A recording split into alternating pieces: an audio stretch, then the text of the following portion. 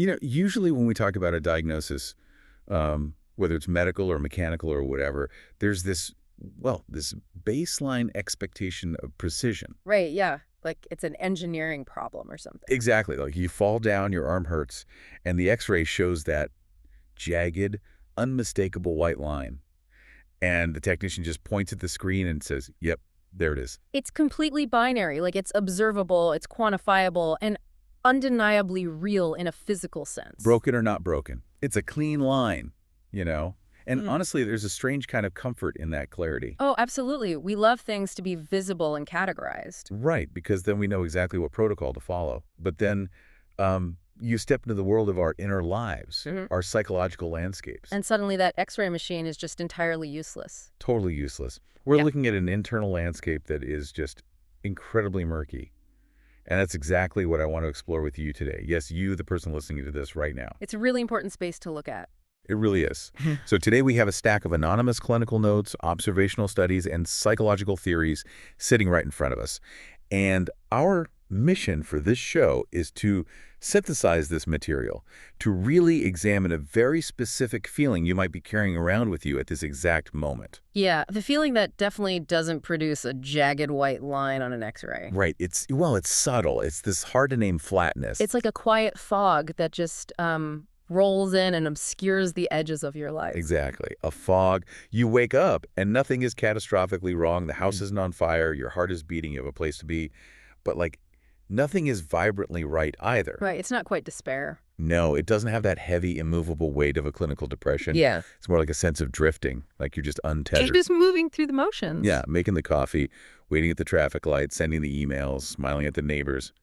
But inside, there's this quiet, almost maddening echo, a voice just asking, is this it? What am I actually doing? It's a really unsettling numbness. And it's the absolute definition of diagnostic muddy waters. Which is so frustrating when you're the one feeling it. It is. But what the psychological research reveals is that this is incredibly common. In the clinical text we're examining, this specific state actually has a designated concept. It's often referred to as languishing. Languishing. That's a great word for it. Yeah, it's this vast, gray, ambiguous middle ground between actively thriving and visibly suffering. And what's so vital to understand from these notes is that this state of languishing can surface at almost any life transition. Really? Because when you say transition, my mind immediately goes to the stereotypical midlife crisis. Yeah. The sports car, the sudden career change. Is that what we're talking about here? Well, not necessarily. I mean, the data suggests it's far broader than that. It could happen when you graduate from university and suddenly lose that rigid, predictable structure of school. Oh, wow. Yeah, that loss of structure is huge. Exactly. Or it can happen when you leave a job or when you become an empty nester and the house is suddenly just deafeningly quiet. Right. It can happen when you're recovering from an illness. Or, and this is perhaps the most insidious, creeping variation of it, it happens simply when you wake up one Tuesday morning and realize that the life you've spent the last decade meticulously building just no longer quite fits who you're becoming. So it's like the architecture of your life is totally Yeah. fine, but you just don't fit inside the building anymore. Precisely. That's a perfect way to put it. And the goal of our quiet exploration today is to really look at this architectural mismatch. Okay, let's unpack this feeling. Why do we feel so untethered? Like, why does it feel like a profound personal failure when we're just floating? Well, what's fascinating here, and what the clinical observations emphasize repeatedly, is that this ache isn't a failure at all. It's actually a biological and psychological signal. A signal, not a malfunction. Right. Your mind and your nervous system are trying to communicate something really crucial. I mean, we exist in this cultural framework that demands constant, visible momentum. We're supposed to always be climbing, always optimizing everything. Always hustling. Exactly. So when the momentum naturally halts, or when the destination suddenly seems blurry, our immediate reaction is just total panic. We assume we're broken. We think we need to be fixed immediately. Yeah, but the theories we're synthesizing today suggest something radically different. This languishing is an invitation. And so I want to invite you, the listener, to treat this entire conversation as a mirror. A mirror. Okay, so we aren't handing out a prescription pad today. No, definitely not. There is no fix-it formula here. If you're looking for 10 easy, standardized steps to a perfect, frictionless life, you really won't find them in these studies. I don't think those steps actually exist anywhere, to be honest. Probably not. This is only an invitation to observe your own mind without judgment, to look into this conceptual mirror we're holding up and see your own reflections, your own hesitations, your own quiet aches. And to realize, maybe for the first time, that they're completely valid. Exactly. They are completely I valid. really appreciate that framing. A mirror.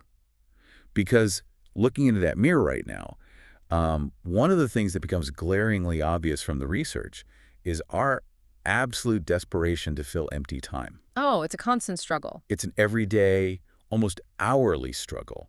The instinct to just constantly be doing something, anything. I look at my own behavior sometimes and wonder why, when we feel this fog, this languishing, why do we immediately reach into our pockets for our phones? Or schedule another totally unnecessary errand across town. Right. Or decide that the kitchen needs to be aggressively deep cleaned for the third time this week. Are we just running from the quiet? We are absolutely running. In fact, psychologically speaking, we are sprinting because the quiet is exactly where the uncomfortable questions live. And that hits hard. It does. There's a profound difference. A subtle but deeply consequential structural difference between staying busy and living meaningfully. Filling the day, cramming every available 15-minute window full of tasks, logistics, and digital distractions is a recognized defense mechanism. A defense mechanism, like an anesthetic. Exactly like an anesthetic. It protects us from the discomfort of the void, but living a fulfilling life, that requires the immense courage to simply face the open space. To just stand in the void without flinching. Yes. And the source material provides some highly relatable specific scenarios to make this abstract concept concrete. Let's look at the student. Okay, let's look at the student. Imagine a university student sitting alone in their small room on a Tuesday evening. The studying is done, the quiet settles in, and immediately, almost involuntarily, instead of simply feeling that stillness, they pick up their device. Yep, the muscle memory kicks in. Right. They begin scrolling endlessly, swiping through endless streams of other people's curated moments. We've all been there. The infinite scroll. But the research points out why they're doing it. It isn't because they're deeply intellectually interested in what their acquaintances had for dinner. It's a tactical avoidance strategy. Avoidance of what, exactly? They're trying to outrun the quiet ache of feeling left out, the creeping fear of isolation, or the daunting realization that they don't quite know who they are yet. Wow. The scrolling acts as a numbing agent. It artificially fills the visual field and maxes out the cognitive bandwidth so that there is literally no room left for the uncomfortable sensation of loneliness to register in the brain. It's like turning up the radio in your car so you don't have to hear the engine making a weird grinding noise. You know the problem's still there under the hood, but as long as the music is loud enough, you can pretend you're fine. That is an excellent analogy. The noise masks the mechanical failure. The notes offer another example, too. Consider the parent whose children have recently grown and moved out. Oh, the empty nest. Yeah. The house is suddenly, devastatingly quiet. Every footstep echoes. What is the common behavioral response? They overcommit. They join 3 new neighborhood committees. They volunteer to organize every local event. They pack their daily schedule from dawn until absolute dusk. Right. They become the busiest person in town. And again, it's rarely out of a sudden burning passion for municipal zoning laws or bake sales. It's to avoid the deafening silence of that empty living room. It's running away again. It's a frantic attempt to avoid facing the terrifying existential question of, who am I right now if I'm not actively parenting and managing a household every single minute of the day? Oh, that's heavy. The loss of a defining identity. And it's not just students or parents. One of the most striking observations in the notes was about the recently divorced individual. Yeah, that's a very powerful example. Imagine them sitting in their apartment at 11 o'clock at night. The silence of the physical space isn't just quiet. It feels like a physical weight pressing against their chest. It's oppressive. So what do? They turn on the television and begin binge-watching a show they don't even genuinely enjoy. They keep the artificial noise going, episode after episode, letting the screen autoplay into the early hours of the morning. Simply to stave off the reality of sleeping alone. Exactly. Just to keep the synthetic voices of the actors filling the room, so their own internal voice, the one holding the grief, the anger, the confusion, doesn't have a chance to start speaking. It's a universal human reflex to avoid psychological pain. But here is the tragedy of this defense mechanism, as outlined in the research. A calendar full of distractions, a life packed with avoidance behaviors, leaves you exhausted, but strangely, hollowly empty. Tired but wired. Yeah, You fall into bed completely drained of physical energy, but if someone asked you what you actually did that was meaningful that day, you'd come up blank. You just survive the clock? Right. Conversely, aligned action doing things that actually resonate with your core values brings a satisfying, grounded kind of tiredness. It's the fundamental difference between the frantic exhaustion of running on a treadmill to nowhere versus the deep, rewarding exhaustion of climbing a steep hill to watch the sunrise. So let's bring this directly to the listener.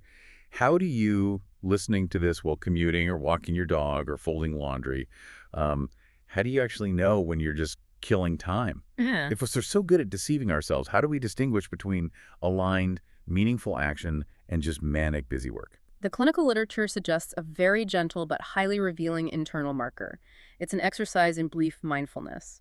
The next time you find yourself impulsively grabbing your phone without a specific purpose, or suddenly deciding you must completely reorganize the garage right this very second, just pause. Just freeze for a second.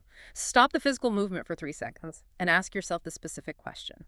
What feeling am I actively trying to avoid in this exact moment? What feeling am I avoiding? That's a great question. Is it boredom? Is it a lingering sadness from a conversation yesterday? Is it the low-level humming anxiety of not knowing what to do with the next phase of my life? You're just naming the ghost in the room. Yes. Because if you can clearly identify the feeling you're running from, the avoidance loop is broken. You've stepped out of the automatic reaction. You've taken the crucial first step toward living a life of intention, rather than just frantically reacting to discomfort. What feeling am I avoiding? That's potent. Because when I sit with that, when I try to logic out why I feel the need to always be in motion, it feels like so much of that frantic busyness stems from a deep, almost primal need to constantly prove our worth. Oh, absolutely. It's deeply tied to self-worth. And this brings us to a really fascinating juncture in the research. I have to admit, and I imagine you listening can probably relate to this heavy feeling, our sense of personal value often feels entirely, inextricably tied to our visible productivity. It's a massive cultural issue. If I'm not achieving a goal, if I'm not crossing tasks off a digital list, if I'm not visible and active in producing something society deems valuable, do I even matter? That is the core cognitive illusion of modern industrialized life. We have completely disastrously conflated what we do with who we are. We've merged our economic output with our human essence. It's exhausting just thinking about it. It is. But the source material we're examining introduces a vital, truly life-saving distinction here. It separates self-esteem into 2 distinct categories: conditional self-esteem and unconditional self-acceptance. Conditional versus unconditional. Okay, let's explore the mechanics of that. How do the notes illustrate this difference? To truly understand the architecture of this concept, the psychological texts use a very vivid, grounded metaphor. I want you, the listener, to visualize this. Paint a picture in your mind's eye of an ancient, robust, massive tree. A tree that has stood in a field for centuries. Okay, I picture something incredibly solid. Deep, gnarled roots anchored in the earth. Yeah. Thick, textured bark. Yes, a structure of immense integrity. Now, imagine the sprawling branches of this tree. They stretch out wide, reaching high into the sky, covered in leaves. These branches represent your conditional self-esteem. The branches are the conditions. Right. They are where your external achievements live. Your job titles, your bank account balance, your social status, your daily successes, and your public failures.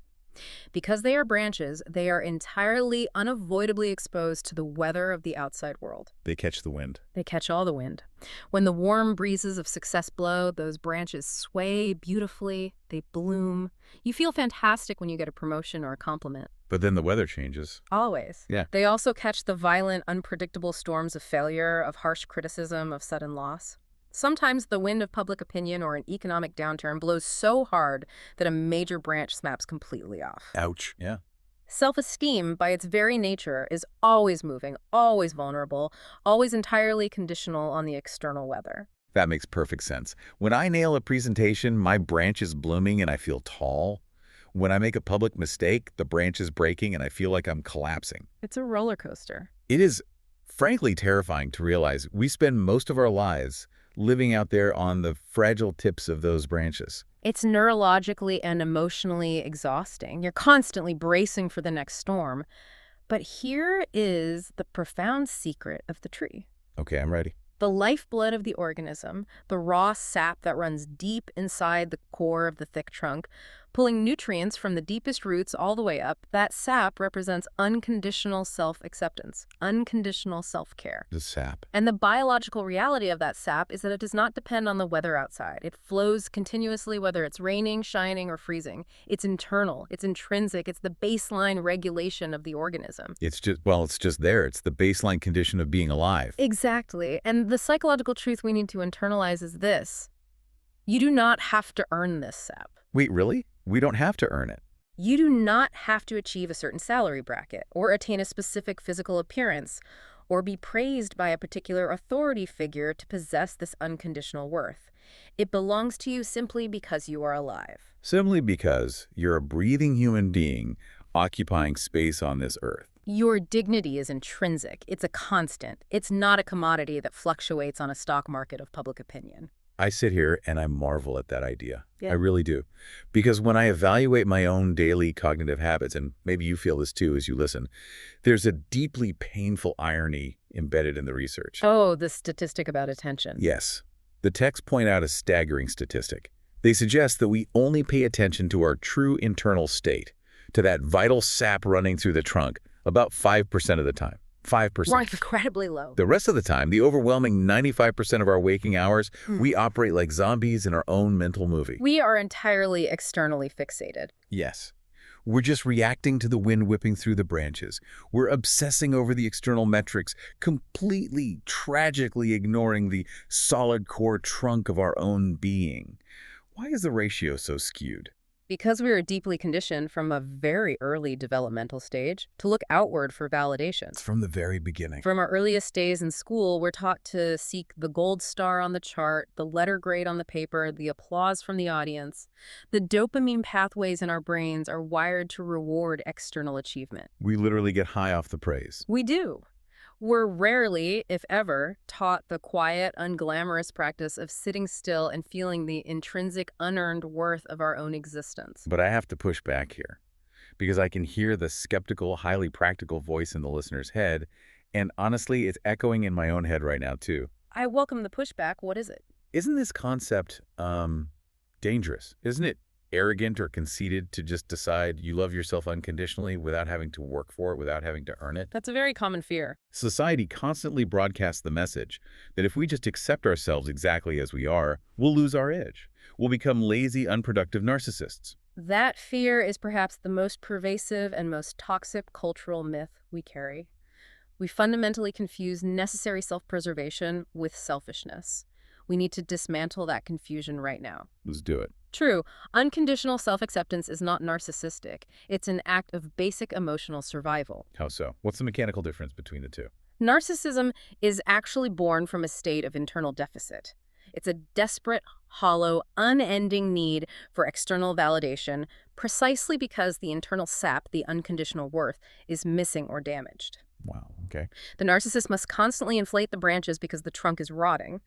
Unconditional self-acceptance, however, means you are so deeply, quietly secure in your basic, flawed humanity that you no longer feel the frantic compulsion to constantly prove your superiority to others. Oh, that's a massive distinction. Narcissism is loud and demanding because it's starving. Self-acceptance is quiet because it's already full. Precisely. The research uses a really subtle, brilliant example of false modesty to illustrate how twisted our cultural conditioning has become regarding self-worth. I love this example from the note. Imagine a woman who possesses incredibly beautiful, striking, thick black hair. It's a defining, wonderful feature. Someone walks up to her and offers a genuine compliment. Your hair is absolutely stunning. A nice, simple compliment. Now, instead of simply smiling, accepting reality, and saying, thank you, I love it too, she feels this immense, crushing societal pressure to immediately downplay it. She has to dissuade herself to be acceptable. Yes. She immediately says, oh, this old mop, it's an absolute nightmare to manage. It's so frizzy and unmanageable today. Which isn't even true. She actively lies. She deliberately diminishes her own reality, her own objective joy in her physical being, to appease the other person, to ensure that no one around her thinks she's too full of herself. We do that constantly, in 100 different ways every day. We apologize for our strengths. Mhm. We caveat our successes. We physically and verbally shrink ourselves so that others won't feel intimidated or judge us as We arrogant. do. And the psychological imperative outlined in these texts is to systematically stop apologizing for your inherent worth. Stop hiding your virtues in the dark. Just own it. If you have a gift, if you have worked hard at a skill, if there's something genuinely beautiful about your character or your being, acknowledge it. Unconditional self-acceptance means standing fully, solidly in your own truth, without a trace of arrogance, but also without this crippling, performative, false modesty that drains your energy. Okay, I hear that. Yeah. Logically, it makes perfect sense. And emotionally, I want that. I think everyone listening wants to embrace that unconditional sap, that quiet security. But there's a hurdle. A massive hurdle. Yeah. Even when we make a conscious decision to feel that way, there's usually a very aggressive internal dictator that immediately steps in to prevent it. I feel the weight of this inner critic constantly. This very loud voice. It's a voice that monitors my thoughts and immediately shoots down any fledgling attempt at self-compassion. Who do you think you are? It says. The tyrant, the Yeah. internal dictator. Acknowledging that this voice exists and that it's ruthless is a crucial step. So how do we deal with it? The clinical framework we're analyzing categorizes this heavy, oppressive mental baggage into 3 very specific, distinct enemies of self-acceptance. If you ever want to consistently access that internal sap, you have to learn to recognize the specific tactics of these 3 forces. What are they? They are destructive self-criticism, toxic comparison, and rigid perfectionism. Let's pull those apart one by one, because I am certain the person listening has intimately met all 3 of these characters in the quiet of their own mind. Let's start with the first one. The first is destructive self-criticism, which most frequently manifests in our daily lives as rumination. The clinical text describes rumination as a vast, dark psychological abyss. It's the mental act of endlessly digging a hole. Digging a hole. How does that look in practice? Imagine yourself standing alone in a wide, open green field. You are holding a shovel. You make a small mistake in your day, maybe an awkward comment in a meeting. So you take the shovel and you dig a little scoop of dirt. Just a little scoop. Then, 10 minutes later, you replay the mistake in your mind, analyzing the tone of your voice. You dig another scoop. An hour later, you recall a similar mistake you made 3 years ago. You dig another scoop. Oh, no. I can see where this is going. Soon, you're standing in a pit. You just keep replaying your failures, your awkward moments, your perceived flaws, shoveling dirt with every negative thought. Eventually, the walls of the pit are so incredibly high that you can no longer see the field above. You're completely cut off. You can't see the sun, you can't see the horizon, you can't connect with other people. You are entirely, completely trapped in a dark, suffocating hole of your own making. And the tragic irony is your only response to feeling trapped is to just keep digging. Oh, that is visceral. The abyss of rumination. That's exactly the feeling at 3 a.m. when your brain suddenly decides it's the perfect time to play a high-definition highlight reel of every socially awkward, embarrassing, or foolish thing you've done since you were 12 years old. Exactly. You aren't solving a problem. You're just digging in the dark, making the walls higher. Precisely. It's an anti-survival mechanism. It paralyzes your ability to move forward. Now, the second tyrant is toxic comparison. This word is huge. And the notes suggest this is the absolute poison of our modern era, amplified exponentially by the architecture of social media and constant digital connectivity. This brings up the fishing trip anecdote from the notes. This specific part of the source material was so vivid it really stuck with me. Let me paint this picture for the listener. Please do. Imagine you take a much-needed day off. You drive out to a beautiful, secluded, quiet lake. The temperature is perfect. The sun is shining. The water is calm. Sounds ideal. You drop your fishing line in the water, and over the course of a long, peaceful morning, you manage to catch 4 small fish.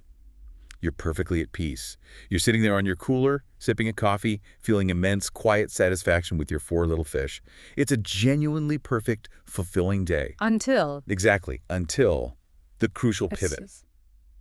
The crucial pivot. Until you look to your left. Yes, until you turn your head to the left. You see another person sitting a few yards away, and they are pulling in a massive, shimmering, absolute record-breaking catch. The cooler isn't just full, it's overflowing. Suddenly, instantaneously, your entire internal reality shifts. The sun doesn't feel quite as warm on your skin, the deep peace. completely evaporate. Your four little fish are no longer enough. No, they went from being a profound source of joy literally 3 seconds ago to feeling like a humiliating, glaring symbol of your own inadequacy. You're suddenly poisoned by a deep, hollow feeling of inferiority. That is the exact insidious mechanism of toxic comparison. Notice what happened there.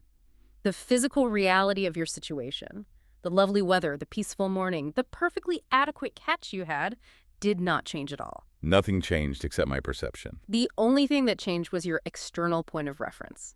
When we condition ourselves to measure our internal worth by an external, constantly shifting yardstick, we guarantee our own misery. Because someone will always have more. Because there will always, inevitably, be someone sitting next to you with a bigger catch, a nicer house, a faster career trajectory. It's a game designed to be lost. Always. Yeah. What about the third tyrant? The third is rigid perfectionism. And this ties deeply into the broader, almost Spartan cultural mindset we still inhabit. Spartan, like warrior culture. In a way, yes. Our society subtly and often overtly rewards relentless self-punishment, disguising it as discipline. We socially revere the person who works themselves to the point of physical collapse, who never takes a rest day, who brutally and publicly chastises themselves for the slightest error. We think that means they care the most. We fundamentally mistake internal cruelty for high standards. The text pointed out a crucial linguistic difference regarding this perfectionism, a difference in how we speak to ourselves that really stopped me in my tracks. The foolishness distinction. Yeah, it's the immense gap between saying, I behaved foolishly versus saying, I am a fool. Yes. That single shift in language is the pivot point of cognitive behavioral therapy. Let's look at the mechanics of it. If you say, I behaved foolishly in that situation, you are offering a critique of a specific action in a specific moment. And actions can be changed. Actions are transient. Actions can be analyzed, corrected, and changed next time. But if you make a mistake and immediately tell yourself, I am a fool, you've done something far more destructive. You made it your identity. You've indicted your entire global identity. You've attacked your core essence. To use our earlier metaphor, you've taken an axe directly to the trunk of your tree rather than simply pruning a dead branch. Here's where I need to really understand the how. We've identified the what. But how do we actually overthrow this dictator? It takes deliberate effort. If I'm sitting at the bottom of the hole of rumination, actively poisoning myself with toxic comparison and calling myself a fool, how do I mechanically get out? The advice is often just to be nicer to yourself, which feels incredibly vague. It is vague and honestly often unhelpful. The psychological technique required here is much more deliberate. You must learn to look the tyrant in the eye through a process called cognitive diffusion. Cognitive diffusion. Unpack that for us. Normally, when a thought arises, like I am a failure, we fuse with it. We believe the thought is absolute reality. Cognitive diffusion is the practice of creating space between you, the observer, and the thought. Creating space. Like separating yourself from the words. You have to externalize that critical voice. You must realize it's not the ultimate truth of your existence. It's simply a conditioned neural response firing in your brain based on old data. So you mentally step back. You observe the thought almost like an object resting in your hand, and you say, firmly, enough. You draw a hard line. You draw an internal boundary. You say, I am noticing the thought that I am a failure, but I am done treating myself with a level of cruelty I would never dream of inflicting on a friend. That takes a lot of willpower. It requires a conscious, forceful, repetitive separation of your temporary actions from your permanent identity. You must verbally and mentally insist, I failed at this specific task, but I am not a failure as a human being. You refuse, point blank, to let the inner critic's axe touch the sap. It takes practice. It's like building a new muscle. Yeah. And I imagine that inner dictator, that critical voice, is usually at its absolute loudest when we're finally alone. Oh, without a doubt. When the distractions fade. Which is exactly why we fear solitude so deeply. When the noise of the external world drops away, the inner critic immediately grabs the microphone. It rushes in to fill the void. I know you listening probably feel this tension. We're terrified of true isolation. We leave the television glowing in the corner, we keep the music playing, we scroll endlessly because true, unfiltered silence feels genuinely dangerous. It feels dangerous because the vast majority of us have never been taught to untangle the concepts of loneliness and solitude. We treat them as synonyms. I definitely mix them up. But psychologically, they are profoundly different states of being. Let's gently untangle them then. What's the structural difference? Loneliness is a state of deficit. It's a painful, hollow ache. It's the visceral sensation of disconnection, of feeling unseen, unvalued, and alienated from the human experience. And you can feel that even in a crowd. Crucially, yes, you can feel desperately lonely while standing in the middle of a crowded, noisy room. Solitude, on the other hand, is a state of presence. Presence with yourself. Chosen intentional solitude is a space of quiet, generative strength. It's the internal laboratory where self-trust actually takes root and grows. Because you finally get to hear yourself think. Exactly. You cannot learn to recognize the cadence of your own authentic voice if you're constantly, relentlessly drowning it out with the opinions, demands, and noise of everyone else. Solitude is where the sap finally has a chance to rise to the surface. Beautifully put, yes.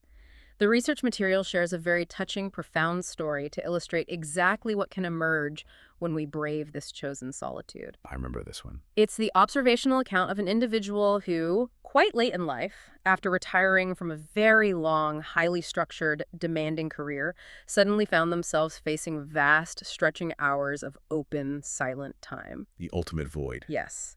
And initially, it was terrifying. But instead of running from it, instead of joining endless committees to fill the hours, they leaned into the quiet. And in that vast silence, they discovered a hidden, entirely unexpected inclination. A passion for playing the piano. And what struck me so deeply about this specific story is that they didn't go about it the traditional, proper way. They didn't immediately hire a strict, demanding teacher. No, they didn't. They didn't force themselves to learn complex, traditional sheet music. They didn't sit there running repetitive scales for hours to achieve some rigid external standard of perfection. No, they bypassed the perfectionist tyrant entirely. They just explored sound. They sat at the bench and let their hands wander intuitively over the keys. Just playing around. They were not playing to impress an audience. They were playing purely to commune with their own internal state. They allowed themselves the incredible grace to be a clumsy beginner, to just feel the physical vibration of the chords resonating in the room. And the text highlights a specific physical reaction they experienced during this process. A biological signal that I think is so incredibly important for us to learn how to recognize in our own lives. Goosebumps. Yes, the somatic marker. They describe those goosebumps as a trustworthy internal compass. It's a brilliant observation. Think about the neurology of it. When your body reacts with a sudden wave of goosebumps or a shiver of rightness, it's entirely bypassing the overthinking, critical, linguistic part of your brain. It's pure physical truth. Your cognitive brain might be sitting there saying, this isn't productive, this isn't perfect, you aren't a real trained musician, this is a waste of time.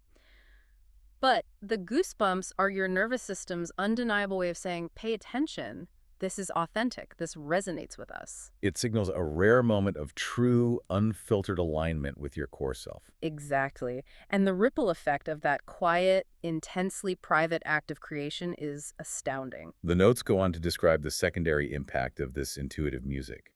Over time, this person eventually felt comfortable enough to begin playing their piano in the public atrium of a large local hospital. A place uniquely filled with high tension, clinical fear, and anxious waiting. A very heavy environment.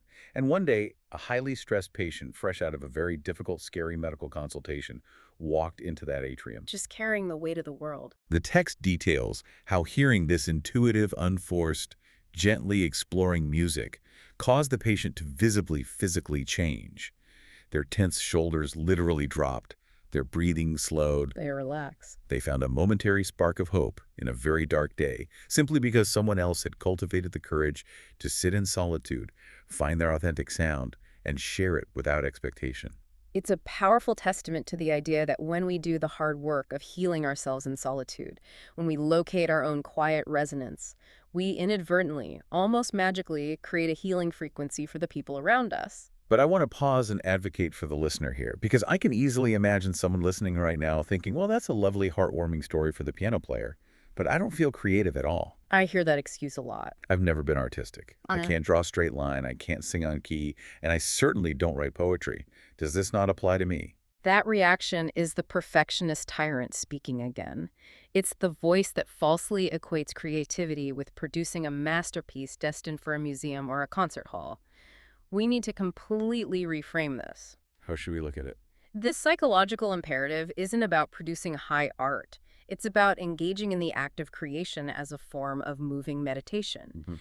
It's entirely about the internal process and not at all about the final product. So if we strip away the need for a product, it could be almost anything. Absolutely anything. It could be sketching aimlessly on a paper napkin at a diner without worrying for a second if the proportions of the face are correct. Or planting something. It could be the simple tactile act of planting a small garden, getting dirt under your fingernails, and simply observing the slow growth of the roots. Or just walking. It could be the act of taking a long walk with no predetermined destination, actively creating a new path through a familiar forest just by putting one foot in front of the other.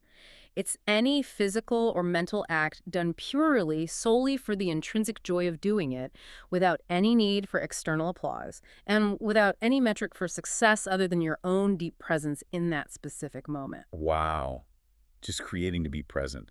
When I think about adopting that mindset, it feels physically liberating, dropping the exhausting need for applause, dropping the lifelong anxiety of having to be good at everything you try. It's a massive relief. It honestly feels like finally taking off a heavy, waterlogged winter coat that you've been inexplicably wearing indoors for years without realizing it. That exact feeling of shedding weight, of unburdening yourself, marks the true beginning of a profound psychological metamorphosis. And the psychological literature often looks to the natural world to map out the structure of this kind of immense internal change. Nature always has the best metaphors. Specifically, the notes use the biological life cycle of a butterfly as a profound, remarkably accurate metaphor for human psychological growth and ego shedding. Okay, let's explore this metamorphosis. How does the biological journey of the butterfly map onto our own messy internal human journey? The transformation happens in 4 distinct, non-negotiable phases. The first is the egg phase. In human psychological terms, this is the very quiet inception of a fragile idea or a new potential. Like a tiny seed. It's that tiny, quiet moment of clarity when you first realize, I think I might want to change my career, or I think I might need to finally end this toxic relationship. It's incredibly small, it's delicate, and because it's new, it requires intense protection from the skepticism of others. It's just a whisper in the back of your mind. Yes, a quiet realization. The second phase is the caterpillar. Now, this is the phase characterized by intense, visible effort and consumption. Consumption, like eating. Well, the biological caterpillar's only job is to aggressively consume leaves. For us humans, this is the phase where we are voraciously gathering knowledge. We're reading all the self-help books, we're going to therapy every week, we're consciously trying out new communication behaviors, and we're actively trying to chew through and break down our old destructive patterns. We're just furiously munching through the heavy leaves of our own emotional baggage. Exactly. We're doing the visible work. It's a period of immense hard work and active learning. But then comes the third phase.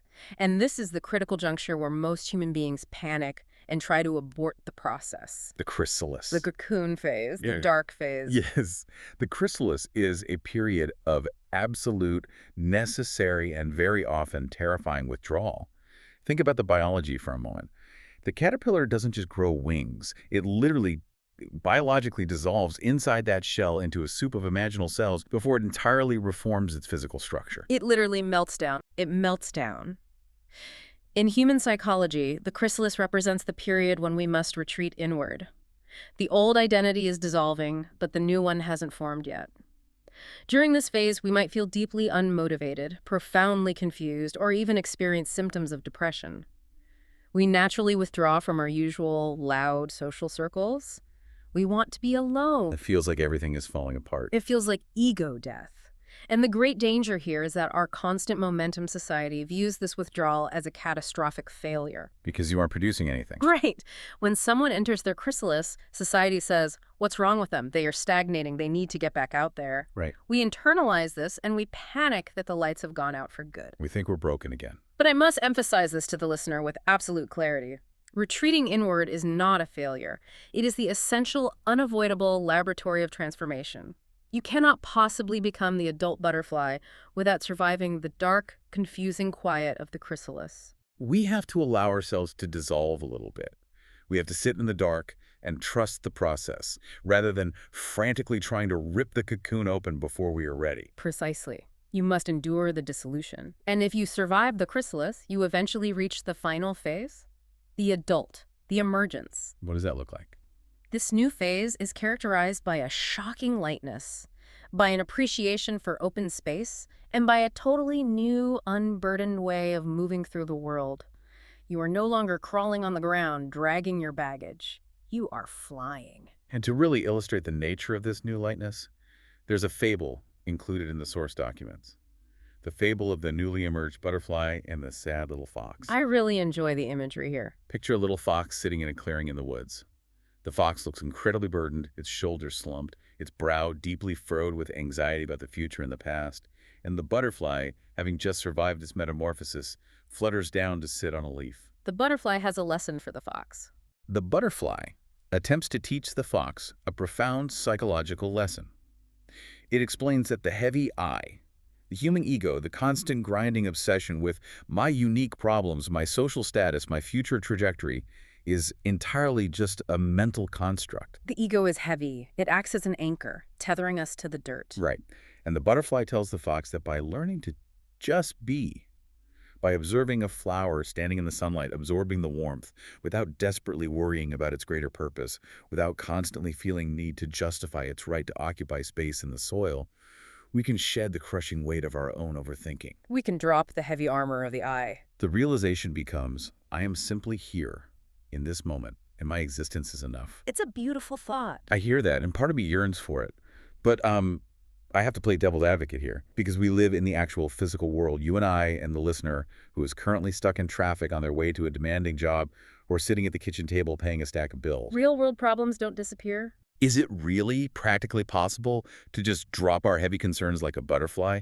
We have mortgages, we have dependents, we have real-world responsibilities. Hearing just be like a flower can sound a bit like an out-of-touch fairy tale when rent is due. That is a very fair, grounded pushback. But the lesson isn't about abandoning your practical responsibilities. It's about examining and abandoning your psychological attachments. Meaning what, exactly? The clinical texts note a fascinating paradox in modern behavior. Very often, our relentless, culturally mandated pursuit of what we call abundance is actually the very thing that becomes our heaviest burden. Oh, because we just want more and more? We operate under the delusion that acquiring more will eventually make us feel lighter and more secure, but structurally it does the exact opposite. We think more money, a higher title, more possessions will solve the heaviness. Yes. The notes liken this material overaccumulation and the endless obsession with social status to the act of tying massive heavy sandbags to the basket of a hot air balloon. Oh, that's a brilliant visual. You are in the basket, trying desperately to ascend, trying to find that lightness and joy, but you keep actively tying these heavy bags of external validation to your own rig. I need a more expensive car to prove I'm successful. I need 50 more social media followers today. I need every single person in my office to actively like and admire me. Those are sandbags. True lightness, the flight of the butterfly, requires looking over the edge of the basket, identifying those sandbags of external validation, and having the courage to take a knife and cut the ropes. Let them drop. It is the active process of letting go of the psychological weight you do not truly need to survive and be at peace. Oh, so let's say I managed to cut a few ropes. I drop the need to be universally liked, the balloon starts to lift. But as soon as I achieve that lightness, I realize I am incredibly vulnerable. Vulnerable to other people's weight. To maintain that lightness, to keep the balloon floating, you have to actively protect your energy. You have to stop other people from walking up and throwing their heavy sandbags into your basket. Which brings us to boundaries. And that realization brings us directly to the concept of boundaries. But setting boundaries, man, that is difficult. For so many of us, saying no immediately triggers massive, overwhelming feelings of guilt. We feel guilt because we have been deeply socially conditioned to believe that saying no is inherently mean or selfish or unaccommodating. We're taught to just be nice and take it. But the psychological reality stated in these notes is firm and unyielding. True self-regard, the protection of your internal sap, is a fundamental act of survival. Setting a boundary is not an act of aggression against another person. It's an act of necessary protection for your own structural integrity. The source material draws a really sharp, almost uncomfortable line here. It differentiates between a person having a price and a person having dignity. This is one of the most crucial distinctions in the entire stack of research. Let's explore that. If you operate as though you have a price, it implies that you view yourself as a commodity in the marketplace of relationships. It means your compliance, your silence, or your boundaries can be bought, traded, or manipulated if the offer is high enough. Everyone has a price, as the saying goes. Right.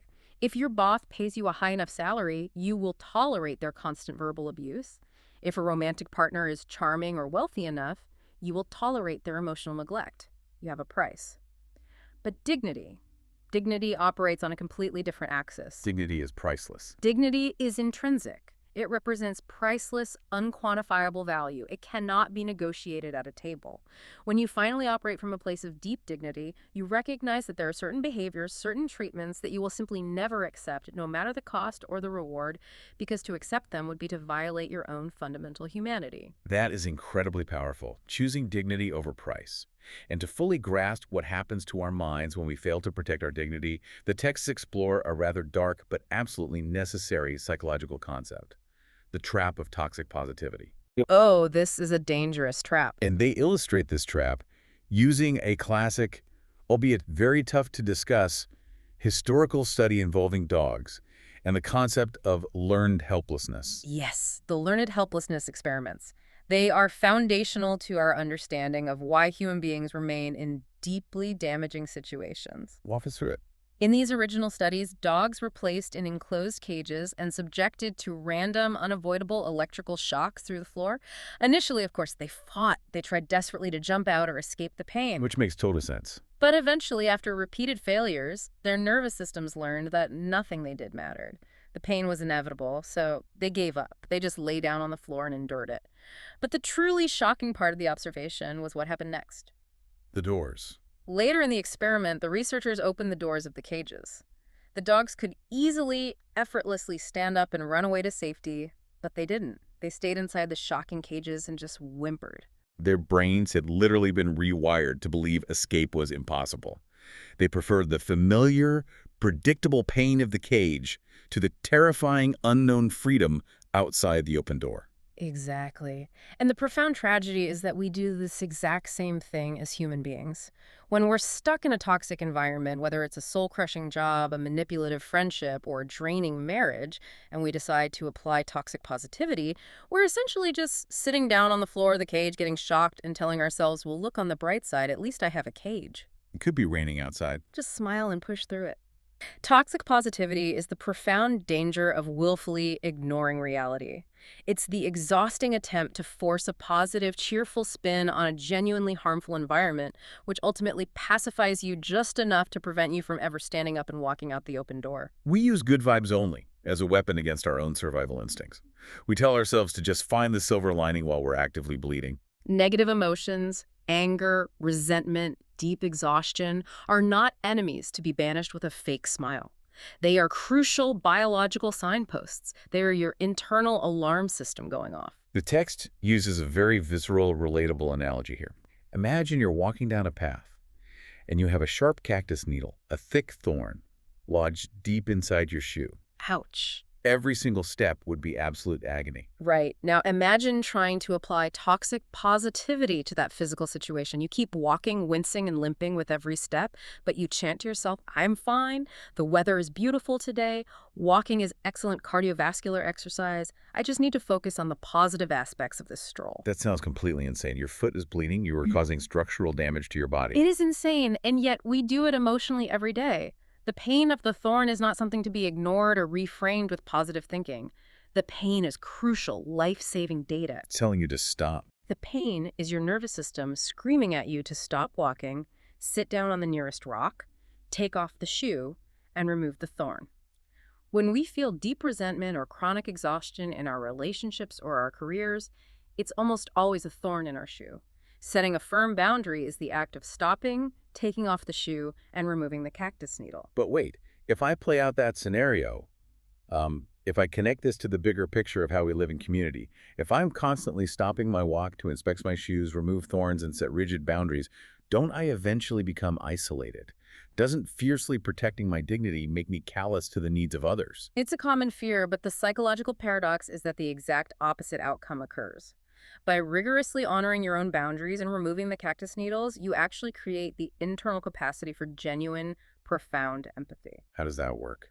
Think about the mechanics of the analogy. If you are actively walking with a thorn piercing your foot, agonizing over every single step, how much emotional patience or bandwidth do you have to help the person walking next to you who just tripped? Zero. I'd be completely focused on my foot. You are entirely, unavoidably consumed by your own unacknowledged pain. You might even snap at them for slowing you down.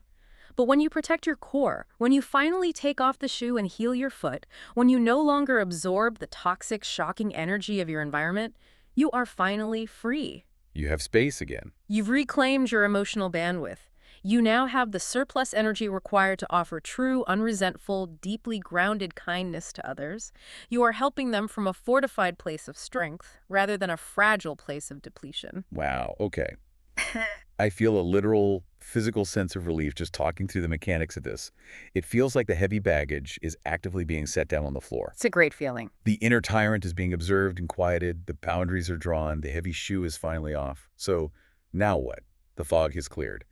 But how do you, the listener, actively walk forward into this lighter, more psychologically rich life we are describing? You need a new way to navigate. If we aren't frantically running on the treadmill of busyness, where is the path? The core concept presented for this final stage is a fundamental, radical shift in how you approach the architecture of your future.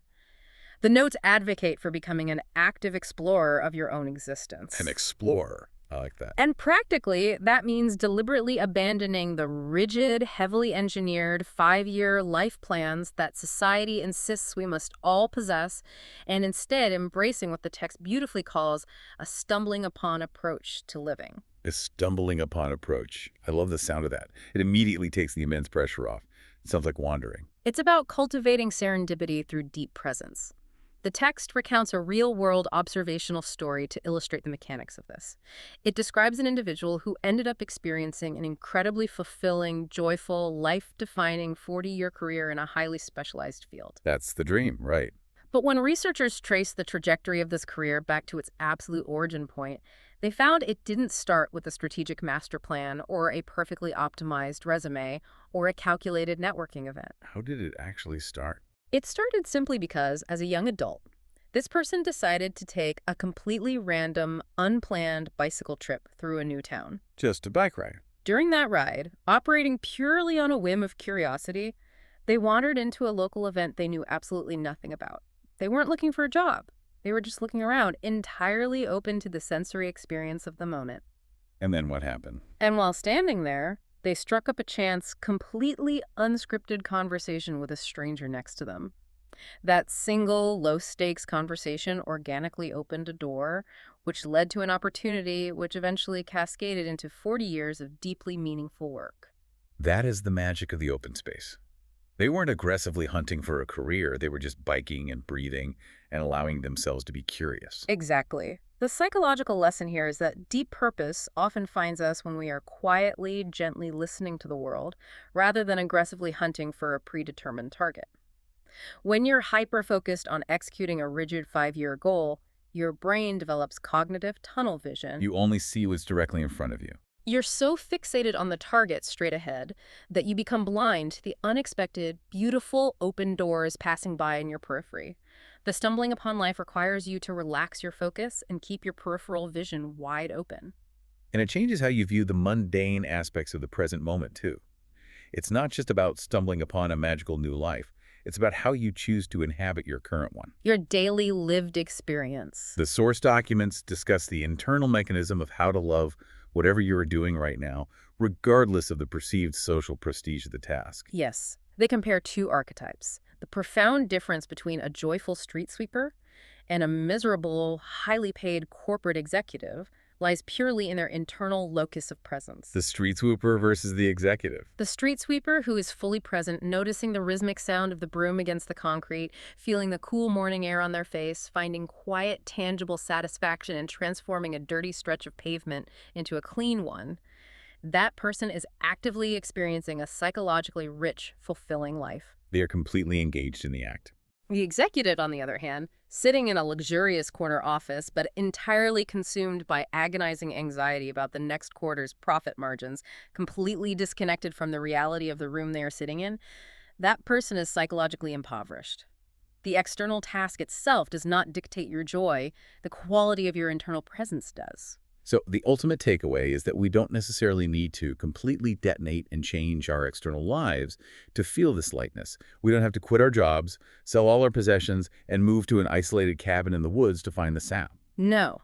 You do not have to change your zip code to change your mind. It's about executing a 90-degree shift in your daily perception. A shift in perception. It's the practice of learning to look inward with the exact same intense curiosity, grace, and wonder that you would use to look outward at a breathtaking mountain landscape. You begin to explore your own mind, your own fleeting reactions, your own small, quiet joys with the heart of a gentle explorer. Taking a moment to just sit with that. I feel like I needed to hear this synthesis of ideas as much as anyone listening. It's a lot to take in. Speaking directly to you, the listener, right now, the fog we talked about at the beginning, it hasn't magically disappeared forever. We are flawed biological humans. The fog of languishing will inevitably roll in and out with the seasons of your life. It's part of the human condition. But hopefully, in the time we've spent exploring this together, it has lifted just enough for you to clearly see the ground under your own feet. You are not a mechanical asset meant for endless, joyless, maximized production. Definitely not. You are not merely a walking resume or a collection of optimized habits. You are a complex, living, breathing ecosystem. You are the ancient tree, and your sap, your unconditional worth, is always rising, whether you notice it or not. I want to leave you with a final, perhaps slightly challenging realization to carry with you as you transition back into your day, as you turn off your car or finish your walk. We talked a lot about that inner tyrant today, the harsh, critical voice digging the hole. We did. We talked about overthrowing it. But what if, and this is just a thought to mull over, what if you completely reframed how you view that tyrant? What if that harsh, critical inner voice isn't actually an evil dictator trying to destroy you? That's an interesting pivot. What if neurologically it's more like an overactive immune system? What if that inner critic is actually just a terrified, very clumsy inner child, aggressively criticizing you first in a desperate, misguided attempt to protect you from the pain of being criticized by the outside world? That is a profound paradigm shift. If you view the tyrant not as an enemy to be destroyed, but as a frightened protector that simply needs to be reassured and retired, the entire internal war ends. It completely changes the dynamic. It changes everything. If you can realize that, and if you can truly accept that you are inherently worthy right now in this exact moment of stillness, without having to earn it, without having to prove it, what subtle, forgotten curiosity is waiting for you to simply say yes to it. This unfolding of your life isn't a final, perfect destination you'll suddenly arrive at. It's a gentle, forgiving, daily practice of returning home to yourself. Returning home to yourself. The internal X-ray might still be murky, but the feeling of the sap rising is finally starting to make sense. Let that sink in. Until next time.